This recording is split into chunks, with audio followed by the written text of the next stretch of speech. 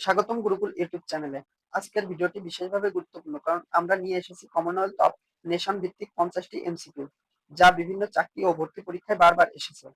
যদি আপনি BCS, primary, bank, বিশ্ববিদ্যালয় ভর্তি বা যে কোনো সরকারি চাকরির প্রস্তুতি নিচ্ছেন, তাহলে এই প্রশ্নগুলো 98% কমন পাবেন। ভিডিওটি একদম শেষ পর্যন্ত দেখতে থাকবেন আর ভুলে যাবেন না লাইক, কমেন্ট আর সাবস্ক্রাইব করে পাশে থাকার জন্য। তাহলে চলো শুরু করি আজকের ক্লাস। কমনওয়েলথ অফ নেশন থেকে আমাদের 50টি প্রশ্ন, যা চাকরি ও ভর্তি পরীক্ষার প্রস্তুতির জন্য গুরুত্বপূর্ণ। প্রথম প্রশ্নটা হচ্ছে, কমনওয়েলথ ধারণা প্রচলিত হয় কোন ঘোষণার মাধ্যমে? এটা হচ্ছে বেলফোর ঘোষণার মাধ্যমে। তাহলে কমনওয়েলথ ধারণা প্রচলিত হয় কোন ঘোষণার মাধ্যমে? বেলফোর ঘোষণার মাধ্যমে। স্ট্যাচু অফ ওয়েস্টমিনিস্টার কবে গৃহীত হয়? স্ট্যাচু অফ ওয়েস্টমিনিস্টার গৃহীত হয় 1931 সালে। কোন ঘোষণার মাধ্যমে ব্রিটিশ শব্দটি বাদ দেওয়া হয়? লন্ডন ঘোষণার মাধ্যমে ব্রিটিশ শব্দটি বাদ দেওয়া হয়। কোন ঘোষণার মাধ্যমে ব্রিটিশ শব্দটি বাদ দেওয়া হয়? লন্ডন ঘোষণার মাধ্যমে। কমনওয়েলথ অফ নেশন এর প্রধান কে?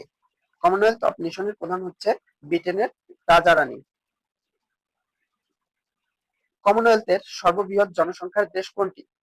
কমনওয়েলথের সর্ববৃহৎ জনসংখ্যার দেশ হচ্ছে ভারত। সবচেয়ে বড় আয়তনের দেশ কোনটি? কমনওয়েলথ অফ নেশনের সবচেয়ে বড় আয়তনের দেশ হচ্ছে কানাডা। কমনওয়েলথ অফ নেশনের সবচেয়ে ছোট আয়তনের দেশ হচ্ছে নাউরু। কমনওয়েলথ অফ নেশনের সবচেয়ে ছোট আয়তনের দেশ হচ্ছে নাউরু। লন্ডন ঘোষণা কবে দেওয়া হয়? লন্ডন ঘোষণা দেওয়া হয় 1949 সালে।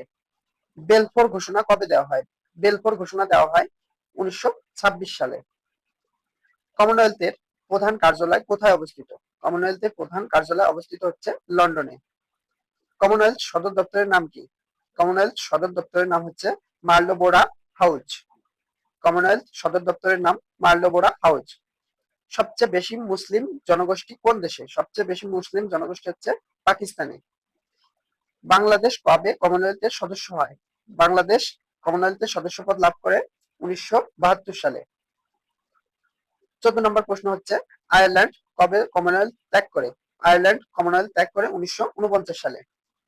কমনওয়েলথ ডে কবে পালিত হয়? কমনওয়েলথ ডে পালিত হয় মার্চের দ্বিতীয় সোমবার। কমনওয়েলথ ডে পালিত হয় মার্চের দ্বিতীয় সোমবার। 16 নম্বর প্রশ্ন, কমনওয়েলথ সচিবালয় প্রতিষ্ঠিত হয় কবে? কমনওয়েলথ সচিবালয় প্রতিষ্ঠিত হয় 1965 সালে। 17 নম্বর প্রশ্ন, কমনওয়েলথের প্রথম মহাসচিব কে? কমনওয়েলথের প্রথম মহাসচিব হচ্ছে আর্নল্ড স্মিথ।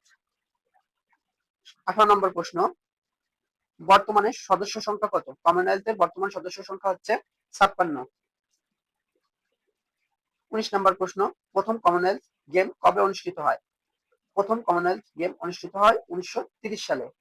20 নম্বর প্রশ্ন, প্রথম কমনওয়েলথ কোথায় অনুষ্ঠিত হয়? প্রথম কমনওয়েলথ অনুষ্ঠিত হয় কানাডা। 21 নম্বর প্রশ্ন হচ্ছে, CHOGM এর পূর্ণরূপ কি? CHOGM এর পূর্ণরূপ হচ্ছে commonwealth heads of government meeting. CHOGM কয় বছর পর পর হয়? CHOGM 2 বছর পর পর অনুষ্ঠিত হয়। 23 নম্বর প্রশ্ন, প্রথম কমনওয়েলথ স্থগিত হওয়া দেশ হচ্ছে ফিজি। প্রথম স্থগিত হওয়া দেশ হচ্ছে ফিজি। 24 নম্বর প্রশ্ন, বাংলাদেশের CHOGM কবে হয়? বাংলাদেশের CHOGM হয় হচ্ছে 1985 সালে। 25 নম্বর প্রশ্ন, ভারত কবে কমনওয়েলথে যোগ দেয়? ভারত কমনওয়েলথে যোগ দেয় 1947 সালে। 27 নম্বর প্রশ্ন, কমনওয়েলথ গেমসে কয়টি ইভেন্ট থাকে? কমনওয়েলথ গেমসে ইভেন্ট সংখ্যা হচ্ছে নির্দিষ্ট নয়। 28 নম্বর প্রশ্ন, 2022 সালে কমনওয়েলথ গেমস কোথায় অনুষ্ঠিত হয়? 2022 সালে কমনওয়েলথ গেমস অনুষ্ঠিত হয় বার্মিংহামে। 29 নম্বর প্রশ্ন, কোন দেশ 2022 সালে নতুন করে কমনওয়েলথ সদস্য হয়? 2022 সালে নতুন করে কমনওয়েলথের সদস্য হচ্ছে গ্যাবন। 30 নম্বর প্রশ্ন, মালদ্বীপ পুনরায় কমনওয়েলথ সদস্য পায় কবে? মালদ্বীপ পুনরায় কমনওয়েলথ সদস্য পায় 2020 সালে। 31 নম্বর প্রশ্ন, কমনওয়েলথ সচিবালয় কোথায় অবস্থিত? কমনওয়েলথ সচিবালয় অবস্থিত হচ্ছে মার্লোবোরো হাউস, লন্ডন।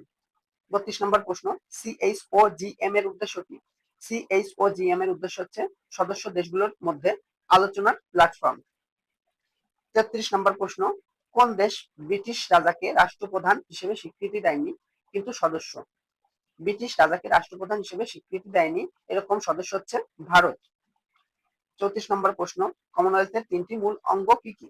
কমনওয়েলথের 3টি মূল অঙ্গ হচ্ছে সচিবালয়, গেমস ফেডারেশন এবং ফাউন্ডেশন। 35 নম্বর প্রশ্ন, সবচেয়ে বেশি কমনওয়েলথ গেমসে অংশগ্রহণকারী দেশ কোনটি? সবচেয়ে বেশি কমনওয়েলথ গেমসে অংশগ্রহণকারী দেশ হচ্ছে ইংল্যান্ড। 36 নম্বর প্রশ্ন, কমনওয়েলথ গেমস কয় বছর পর পর অনুষ্ঠিত হয়? কমনওয়েলথ গেমস অনুষ্ঠিত হয় 4 বছর পর পর। 37 নম্বর প্রশ্ন, প্রথম কমনওয়েলথ গেমস কোথায় হয়? প্রথম কমনওয়েলথ গেমস অনুষ্ঠিত হয় হ্যামিল্টনে।